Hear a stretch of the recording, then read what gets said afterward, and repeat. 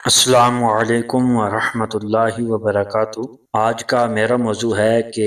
میلاد النبی صلی اللہ علیہ وسلم کی حقیقت کیا ہے۔ کیا رسول اللہ صلی اللہ علیہ وسلم نے اپنا میلاد منایا ہے یا صحابہ کرام نے کبھی حضور کا میلاد منایا؟ انتہائی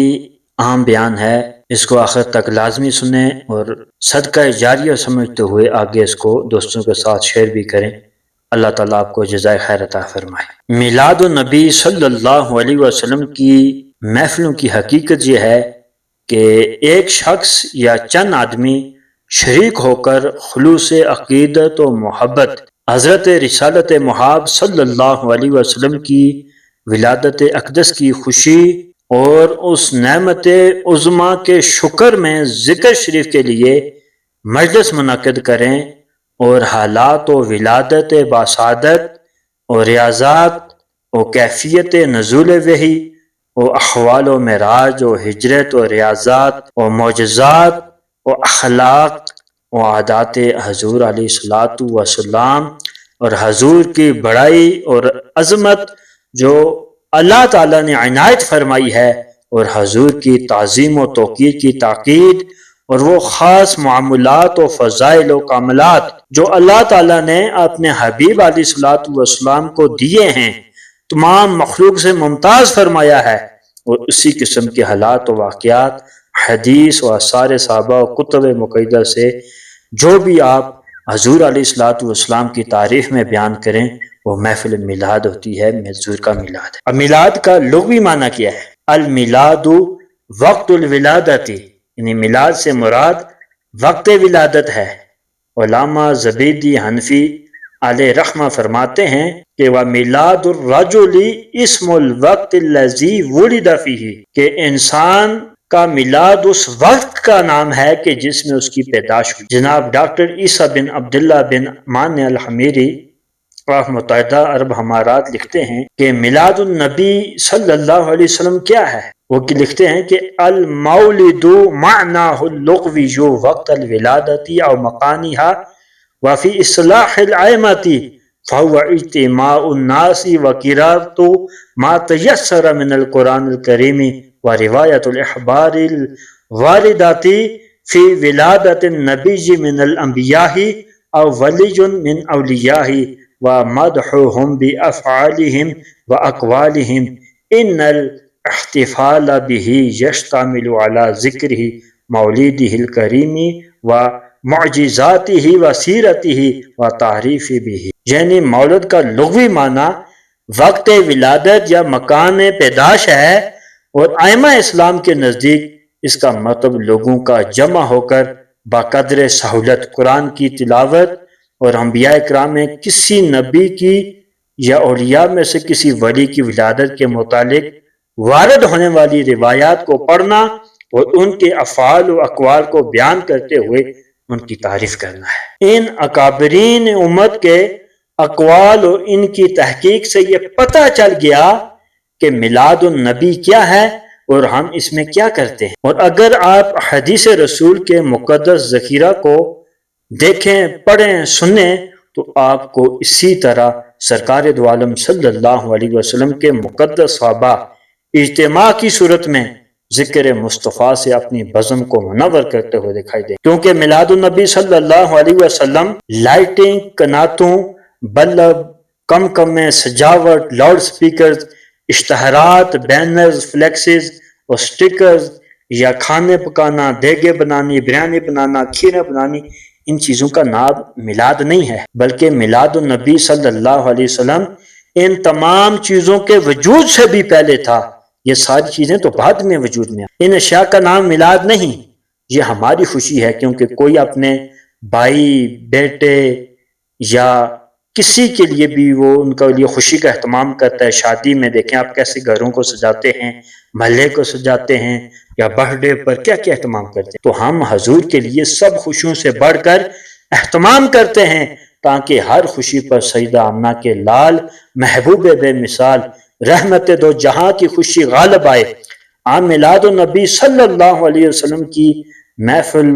میں حضور علیہ الصلوۃ والسلام کی آمد کا ذکر کر کے اور عظمت مصطفیٰ کا حسین تذکرہ کرتے ہیں اور ان محفلوں کو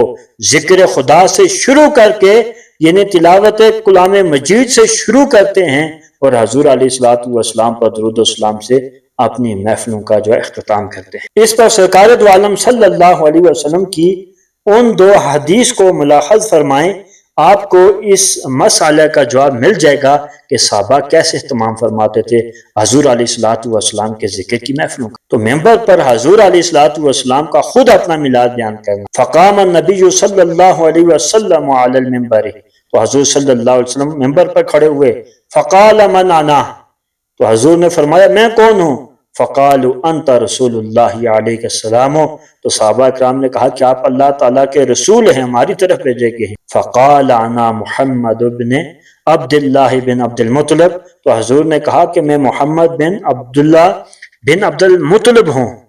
ان اللہ، بے شک اللہ تعالیٰ نے خلق الخلق، اللہ تعالیٰ نے تمام مخلوق بنائی، فجعلنی فی خیرہم، تو اللہ تعالیٰ نے مجھے بہترین مخلوق میں رکھا۔ ثم جعلہم فرقتین، پھر اللہ تعالیٰ نے گروہ بنائے، فجعلنی فی خیرہم، تو مجھے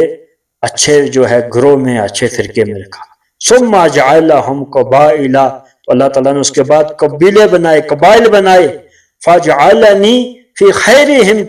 قبیلۃ، تو اللہ تعالیٰ نے مجھے بہترین قبیلے میں رکھا۔ ثم جعلہم بیوتا، تو پھر اس کے بعد اللہ تعالیٰ نے قبیلوں کو گھروں میں تقسیم کیا۔ فجعلنی فی خیرہم بیتا وخیرہم نفسا، تو اللہ تعالیٰ نے مجھے بہترین گھرانوں میں، بہترین خاندان میں رکھا۔ تو اب صحابہ کرام کا میلاد منانا، حضرت امیر معاویہ رضی اللہ تعالیٰ عنہ ارشاد فرماتے ہیں کہ ان رسول اللہ صلی اللہ علیہ وسلم خرج علی حلقتی، یعنی من اصحابہ، کہ بے شک رسول اللہ صلی اللہ علیہ وسلم صحابہ کے حلقے سے گزر ہوا۔ فقال، تو حضور علیہ الصلوۃ والسلام نے کہا ما اجلسکم، کہ تم یہاں کیوں بیٹھے ہوئے ہو؟ قالوا، تمام صحابہ نے کہا جلسنا ندعو اللہ ونحمدہ علی ما ہدانا لدینہ ومن علینا بک، تو تمام صحابہ کرام نے عرض کی کہ ہم اللہ تعالیٰ کا ذکر کرنے اور اس کا شکر ادا کرنے کے لیے بیٹھے ہیں کہ اس نے ہمیں اسلام کی ہدایت دی اور ہم پر آپ علیہ الصلوۃ والسلام کی وجہ سے احسان فرمایا۔ قال، حضور علیہ الصلوۃ والسلام نے کہا اللہ ما انی لم استحلفکم تہمۃ لکم وانما اتانی جبریل علیہ السلام فاخبرنی ان اللہ عز وجل یباہی بکم الملائکہ، کہ بے شک حضور نے فرمایا کہ باخدا تم صرف اسی وجہ سے بیٹھے ہوئے ہو، یعنی حضور علیہ الصلوۃ والسلام نے ان سے قسم لی، انہوں نے کہا کہ باخدا ہم اسی وجہ سے بیٹھے ہیں، تو آپ نے ارشاد فرمایا کہ میں نے کسی بدگمانی کی وجہ سے تم سے قسم نہیں لی، لیکن ابھی میرے پاس جبرائیل علیہ السلام آئے تھے، انہوں نے مجھے بتایا کہ اللہ تعالیٰ تمہاری وجہ سے فرشتوں پر فخر کر رہا ہے۔ تو حضرت عباس رضی اللہ تعالیٰ عنہ کا لاکھوں صحابہ کے اجتماع میں حضور کی صدارت میں میلاد بیان کرنا۔ غزوہ تبوک سے واپسی پر نبی کریم صلی اللہ علیہ وسلم کے چچا سیدنا عباس رضی اللہ تعالیٰ عنہ نے عرض کی کہ یا رسول اللہ صلی اللہ علیہ وسلم، مجھے اجازت دیں کہ میں آپ کی مدح کروں۔ تو اس موقع پر بعض روایات کے مطابق 1,00,000 صحابہ کرام موجود تھے۔ تو نبی کریم صلی اللہ علیہ وسلم نے ارشاد فرمایا کہ ہے چچا جان، فرمائیں اللہ تعالیٰ آپ کے منہ کو ملمہ کاری سے محفوظ رکھے، لہٰذا اس بابرکت و فقید المثال محفل میلاد میں جس کی صدارت و سرپرستی خود رسول اللہ صلی اللہ علیہ وسلم نے فرمائی، حضرت سیدنا عباس رضی اللہ تعالیٰ عنہ نے آپ کے میلاد کا چرچا کچھ اس طرح کیا جس کا ترجمہ یہ ہے، مولانا اشرف علی تھانوی صاحب کے جو انہوں نے لکھا ہے وہ میں آپ کو پڑھ کے سنا رہا ہوں کہ زمین پر آنے سے پہلے آپ جنت کے سائے میں خوشحالی میں تھے، اور نیز ودیت میں جہاں جنت کے درختوں کے پتے اوپر تلے جوڑے جاتے تھے، یعنی آپ صلب آدم علیہ السلام میں تھے، سو قبل نزول الی الارض، کہ جب آپ جنت کے سایوں میں تھے آپ بھی تھے، اور ودیت گاہ سے مراد بھی صلب ہے۔ اور پتے کا جوڑنا اشارہ اس قصے کی طرف ہے کہ آدم علیہ السلام نے اس منع کیے ہوئے درخت سے کھا لیا اور جنت کا لباس اتر گیا تو درختوں کے پتے ملا ملا کر بدل ڈھانکتے، یعنی اس وقت بھی آپ جو ہے حضرت آدم علیہ السلام کے سل میں تھے، حضرت آدم علیہ السلام کے سل میں موجود تھے، اسی طرح اس کے بعد آپ حضرت نوح علیہ السلام کے سل میں، یعنی حضور کا وہ مادہ اسی طرح واسطہ در واسطہ ایک سل سے دوسرے رحم تک نقل ہوتا رہا۔ جب ایک طرح کا عالم گزر جاتا تھا تو دوسرا طبقہ ظاہر اور شروع ہو جاتا تھا، یعنی وہ مادہ سلسلہ آبا کے مختلف طبقات میں یکے بعد دیگرے منتقل ہوتا رہا، یہاں تک کہ اسی سلسلہ میں آپ نے نار خلیل میں ان کے ساتھ تھے، اسی وجہ سے حضرت خلیل نہیں جلے کیونکہ آپ ان کے ساتھ۔ پھر آگے اسی طرح آپ منتقل ہوتے رہے یہاں تک کہ آپ کے خاندانی شرف جو کہ آپ کی فضیلت پر شاید ظاہر ہے، اولاد خندف میں سے ایک ذرا عالیہ پر جاگزین ہوا، جس کے تحت میں حلقے یعنی دوسرے خاندانی یعنی ان کی اولاد میں سے آپ کے خاندان اور دوسرے خاندانوں میں باہمی وہ نسبت تھی جیسے پہاڑ میں اوپر کی چوٹی اور نیچے کے درمیانی درجوں میں ہوتی ہے۔ اور تطبیق یعنی اوساط کی قید سے اشارہ اس طرف ہے کہ غیر اولاد خندف کو ان سب کے سامنے بالکل نشیب کی نسبت درجات جبل کے ساتھ ہے، اور آپ جب پیدا ہوئے تو زمین روشن ہو گئی اور آپ کے نور سے آفاق منور ہو گئے، سو ہم اس ضیاء اور نور میں ہدایت کے راستوں کو طے کر رہے ہیں۔ تو اس سے یہ بات تو ثابت ہو گئی کہ حضور رحمت کائنات صلی اللہ علیہ وسلم کے سامنے لاکھوں صحابہ کرام کے اجتماع میں جو کچھ حضرت عباس رضی اللہ تعالیٰ عنہ نے کہا، حضور علیہ السلام اور صحابہ کرام نے سنا، جس میں آپ کی آمد کا ذکر، میلاد النبی کا حسین تذکرہ اور آپ کی عظمت کا بیان ہے، بس یہی کچھ آج جو اہل سنت کرتے ہیں وہی ہے، اور انشاءاللہ قیامت تک کرتے رہیں گے بقول امام اہل سنت کے دم میں جب تک دم ہے ذکر ان کا سناتے جائیں گے۔ اور عبد الرحمن بن غنم سے روایت ہے کہ ہم مسجد میں حضور کے پاس بیٹھے ہوئے تھے تو ہمارے پاس کچھ منافقین بھی بیٹھے ہوئے تھے، تو پس بادل کا ایک ٹکڑا آیا تو حضور نے ارشاد فرمایا کہ ایک فرشتے نے مجھے سلام کیا، پھر عرض کیا کہ میں اللہ تعالیٰ سے آپ کی زیارت کی اجازت مانگتا رہا یہاں تک کہ مجھے اجازت مل گئی، پس میں آپ کو خوشخبری دیتا ہوں کہ اللہ کے ہاں آپ سے بڑھ کر کوئی عزت والا نہیں۔ اب جو جہل لوگ ہیں، جو دین سے واقف نہیں ہے، دین سے دور ہیں، لوگوں کو گمراہ کر رہے ہیں، وہ کہتے ہیں کہ جو میلاد ہے یہ 600 ہجری سے پہلے کچھ بھی نہیں تھا، ٹھیک ہے، 600 ہجری کے بعد یہ آیا ہے، اور وہ کون لے کر آیا، اس کا آغاز کس نے کیا ہے؟ وہ کہتے ہیں کہ ایک بے دین حکمران تھا جس کا نام مظفر الدین ہے۔ تو میں اس کو بتاتا ہوں کہ حضور علیہ السلام نے خود میلاد بیان کیا، اصحاب رسول نے بیان کیا، اور اہل اسلام ہمیشہ سے کرتے چلے آئے ہیں، جس کی وضاحت میں آپ کو دے چکا ہوں۔ تو اب آپ سوچیں کہ عبد الرحمن بن جوزی ہیں، یہ 596 میں یہ ان کی وفات ہوئی ہے، یہ آپ کہتے ہو کہ 600 ہجری کے بعد میلاد النبی ایجاد ہوا ہے، تو میں آپ کو 500 ہجری کا بتا رہا ہوں کہ عبد الرحمن ابن جوزی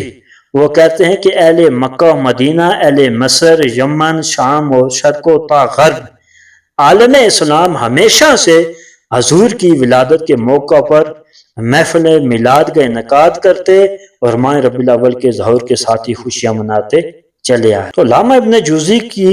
وفات 596 میں ہوئی، اور آپ اپنے اس رسالہ میں لکھتے ہیں کہ اہل اسلام ہمیشہ سے محفل میلاد منعقد کرتے رہے ہیں، جو کہ اس موقف کی بھرپور توثیق و حمایت ہے کہ محفل میلاد 600 کی پیداوار نہیں بلکہ ایسی محفل کا انعقاد کرنا اہل اسلام کا زمانے قدیم سے ہی وتیرہ رہا ہے۔ اب جو جاہل ہیں، جن کو دین کا علم نہیں ہے، لوگوں کو گمراہ کرتے ہیں، وہ جھوٹ بولتے ہیں کہ نہیں جی محفل میلاد جو ہے وہ 600 ہجری کی پیداوار ہے، تو میں کہتا ہوں لعنت اللہ علی الکاذب۔ علامہ احمد قسطلانی علیہ رحمہ وہ لکھتے ہیں کہ وَلَا زَالَ أَهْلُ الْإِسْلَامِ يَحْتَفِلُونَ بِشَهْرِ مَوْلِدِهِ علیہ السلام وَيَعْمَلُونَ الْوَلَالِمَ وَيَتَصَدَّقُونَ فِي لَيَالِهِ بِأَنْوَاعِ الصَّدَقَاتِ وَيُظَاهِرُونَ السِّرَّ، کہ نبی کریم صلی اللہ علیہ وسلم کی ولادت کے مہینے میں اہل اسلام ہمیشہ محفل میلاد منعقد کرتے اور دعوت کا اہتمام کرتے ہیں، میلاد کی راتوں میں صدقہ خیرات کرتے ہیں اور خوشی اور مسرت کا اظہار۔ ان بزرگوں کے علاوہ بھی بہت سے علماء کرام محدث اعظام نے نقل فرمایا ہے، میں چند کے جو ہے نام آپ کو بتا دیتا ہوں۔ امام محمد بن یوسف بھی لکھتے ہیں، علامہ ملا علی قاری اور علامہ علی بن برہان الدین حلبی اور شیخ عبدالحق محدث دہلوی علیہ رحمۃ۔ اور جہاں تک معاملہ رہا ہے حاکم اربل ابو سعید مظفر الدین کے فسق اور بے دین حکمران ہونے کا، یہ بھی جھوٹ ہے۔ میں آپ کو بتاتا ہوں، یہ جھوٹ بولتے ہیں کہ وہ ایسے تھے، وہ تعصب کرتے ہیں اور ہٹ دھرمی کرتے ہیں۔ میں ان کو بتاتا ہوں کہ شیخ الشیوخ امام جلال الدین سیوطی علیہ رحمہ وہ فرماتے ہیں کہ حاکم اربل ابو سعید کو قبوری مظفر الدین بن زین الدین علی بن بختکین عظیم المرتبت اور فیض حکمرانوں میں سے ایک ہیں، انہوں نے بہت سے نیکی کے کام کیے ہیں۔ امام ابن کثیر لکھتے ہیں کہ آپ ایک ذکی القلب، دلیر، بہادر، جرأت مند، زیرک عالم دین اور عادل تھے۔ اللہ تعالیٰ آپ پر رحمت نازل کرے اور معزز مقام و مرتبہ سے